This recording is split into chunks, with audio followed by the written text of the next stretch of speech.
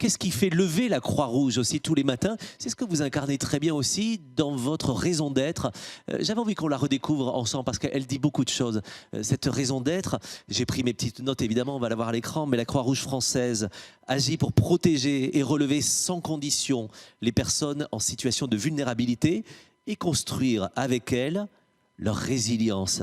Et c'est d'ailleurs pourquoi on a voulu parler de résilience, on a parlé de ce magnifique projet associatif que vous portez et que vous avez tous co-construit. Il y a cette question de résilience dans votre raison d'être et dans votre quotidien. Et justement, on voulait cette émission spéciale pour essayer de comprendre. Et l'enfant que je suis, le collégien que je suis, un peu sur le tard, avait envie de comprendre ce qui se cache derrière la résilience.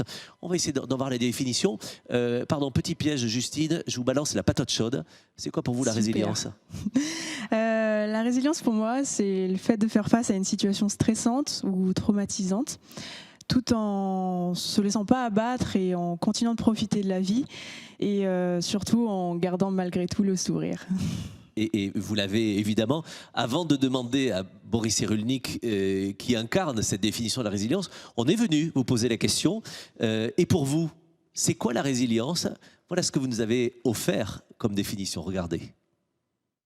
Je sais pas. Je sais pas. C'est un bien grand concept.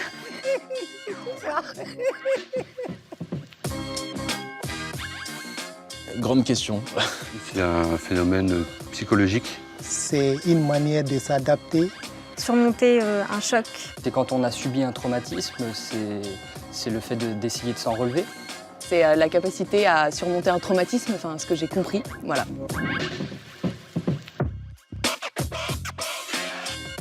Parce que c'est notre boulot. Parce qu'on n'a pas le choix.